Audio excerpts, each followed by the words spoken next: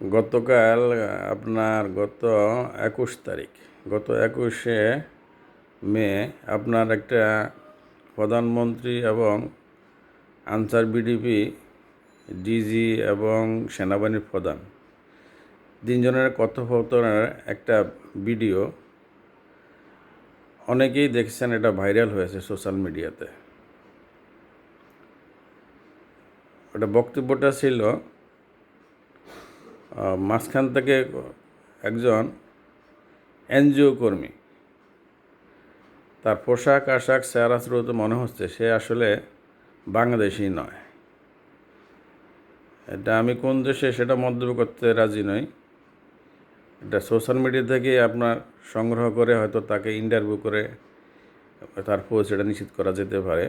যদিও বাংলাদেশি হয়ে থাকে, তা ধরে নিতে হবে সে একজন বিদেশি এজেন্ট হিসাবে সেখানে কাজ করতেছে। উনি প্রশ্ন করছিল, বিদেশে যে অভিবাসী যারা যাচ্ছে, যারা জনশক্তি প্রেরণের সাথে জড়িত, আর যারা বিদেশে অভিবাসী হিসাবে যাচ্ছে জনশক্তি প্রেরণকারীদের মাধ্যমে, এরা নাকি বিদেশে গিয়ে অনেক ক্ষতিগ্রস্ত হচ্ছে। এবং আমরা গত 18 বা 19শে মে আমরা দেখতে পেলাম আমাদের প্রবাসী কল্যাণ মন্ত্রী এবং প্রতিমন্ত্রীর সঙ্গে একটি এনজিও টিম ওখানে তারা একটি সভা করেছেন। ওখানে একই ধরনের আপনার বক্তব্য এসেছে জনশক্তি প্রেরণকারীদের প্রতিষ্ঠানের বিরুদ্ধে। এটা যদি সত্যি হয়ে থাকে, প্রধানমন্ত্রী এবং সেনাবাহিনীর প্রধান এবং আনসার বিডিপি ডিজি তিনজনের উপস্থিতিতে যেই কথাটা ভাইরাল হয়েছে, যদি এটা সত্যি হয়ে থাকে, কথাটি ছিল আপনার যে যারা বিদেশে কর্মসংস্থান নিয়েছে তারা ক্ষতিগ্রস্ত হচ্ছে এবং এই জন্য জনশক্তি প্রেরণকার সাথে যারা জড়িত তারা এর জন্য দায়ী। এবং আরও বিভিন্ন কলাকৌশল সে উপস্থাপন করেছেন প্রধানমন্ত্রী এবং সেনাবাহিনীর প্রধান আনসার বিডিপি ডিজির সম্মুখে। এই কথাগুলো আপনার উত্তরে আমাদের প্রধানমন্ত্রী বলেছেন যে তাহলে আগামী 2 বছর যদি এরকম আমরা এই উদ্যোগটা নেই, তাহলে তো আর জনশক্তি প্রেরণের সাথে জড়িত যারা আছেন এই সমস্ত প্রতিষ্ঠানে আমাদের প্রয়োজন হবে না। তার এই পরিপ্রেক্ষিতে আমি বলতে চাচ্ছি, আসলে আজকে স্বাধীনতা 54 বছর পরে আমাদের বাংলাদেশে যতগুলা প্রতিষ্ঠান হয়েছে যা আর্থিক খাতের সঙ্গে জড়িত, দেশ উন্নয়নের সঙ্গে জড়িত, আপনি যে কোনো কলকারখানা বলেন, যে কোনো ইউনিভার্সিটি বলেন, এবং আরও বিভিন্ন যেমন বিভিন্ন বিমানবন্দর, যে ইনফ্রাস্ট্রাকচারগুলো তৈরি হয়েছে সম্পূর্ণ স্বাধীনতার আগেই তৈরি হয়েছে। সেটা ব্রিটিশরা হয়তো করেছেন, কিন্তু বাংলাদেশ জন্ম হওয়ার পরে থেকে এই দেশকে নিয়ে আপনার যারা ষড়যন্ত্র করেছেন, এই বিভিন্ন এনজিও বা বিভিন্ন দেশের এজেন্ট, তারা বিভিন্ন ষড়যন্ত্রকারে আপনারা দেখেন এই ষড়যন্ত্র করে আজকে বাংলাদেশে কোনো কলকারখানা নাই। আমরা যখন ছোট ছিলাম সারা বাংলাদেশে আপনার অনেক জুট মিল ছিল, বিশেষ করে আমাদের চাঁদপুরের ডবরুর Rahman jute mill, Alkayet jute mill, আপনার হাজীগঞ্জে আমাদের একটা জুট মিল ছিল অনেক বিশাল, তারপরে আদমজি জুট মিল, খুলনা অসংখ্য জুট মিল, তারপরে আপনার চিনিকল, রংপুর, দিনাজপুর, ঠাকুরগাঁ, বিভিন্ন ধরনের চিনিকল ছিল বিভিন্ন ডিস্ট্রিক্টে। এই কলকারখানাগুলো আমাদের মন্ত্রী মহোদয়কে বিভিন্ন সরকারের সাথে বিদেশি এজেন্ট যুক্ত হয়ে বিভিন্ন পরামর্শের মাধ্যমে আমাদের দেশের সম্পূর্ণ কলকারখানা ধ্বংস করে দিয়েছে। ঠিক আমরা মানব সম্পদে উন্নত, পৃথিবীর মধ্যে একটি দেশ, শ্রেষ্ঠ দেশ, যেখানে মানব সম্পদ উন্নত, অল্প জায়গার মধ্যে আপনার অধিক সংখ্যক মানব সম্পদ। এই মানব সম্পদকে কাজে লাগে যখন আমরা বিভিন্ন ক্রাইসিস মুহূর্তে বাংলাদেশ উত্তরণ ঘটে যাচ্ছে, আপনারা দেখছেন, ঠিক এই মানব সম্পদের প্রতি এখন একটি নজর পড়ছে বিভিন্ন দেশের এজেন্টদের।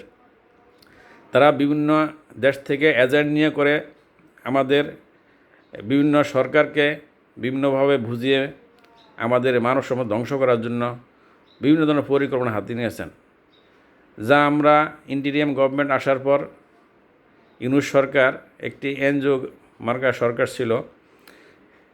এই এনজিওদের সাহায্যে ইউনূস সরকার আমাদের টোটালি 2 বছরে এমন ধ্বংস করে দিয়েছে, জনশক্তি শূন্যের কোঠা নামিয়ে দিয়ে গেছে। বিদেশে কোনো শ্রমিক যে আমরা পাঠাইতেই পারিনি, এবং বিদেশে কর্মসংস্থান একবার সংকুচিত হয়ে আসছে। আমরা অত্যন্ত আশাবাদী ছিলাম যে বর্তমান গভর্নমেন্ট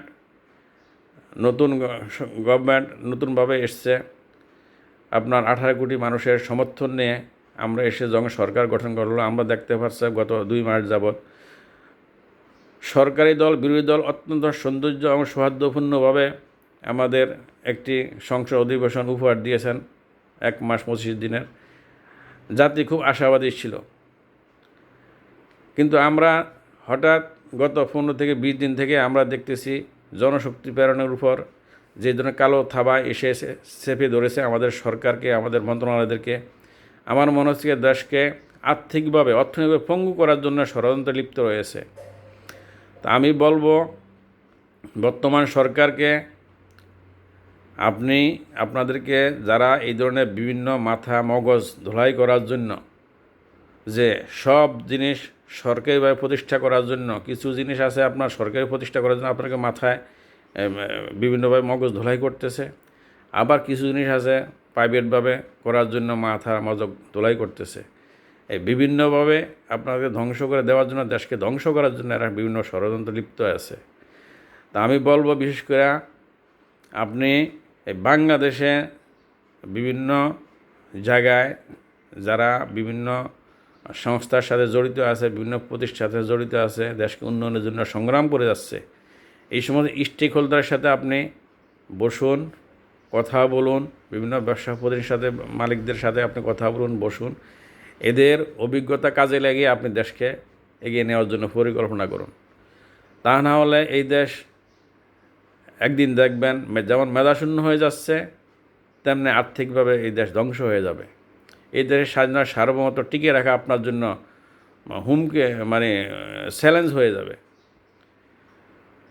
তা আমি বলবো, বিশেষ করে আমি যেহেতু জনশক্তি ফেরানোর সঙ্গে জড়িত, বিভিন্ন দেশে কর্মসংস্থান নিয়ে কাজ করি, বেকার যুবকদের নিয়ে কাজ করি, আমাদের খুব শীঘ্রই আমি মনে করব যে আমাদেরকে নিয়ে বসুন, বিভিন্ন পরিকল্পনা করুন, কীভাবে বিভিন্ন দেশে লোক পাঠানো যায়, কীভাবে বিদেশে কর্মসংস্থান সৃষ্টি করা যায়, বিদেশে কীভাবে গতি বাড়ানো যায়, এই ধরনের আমাদের নিয়ে পরামর্শ করে, আমাদের পরামর্শ নিয়ে এটা সুদূর ফরাসি পরিকল্পনা করুন।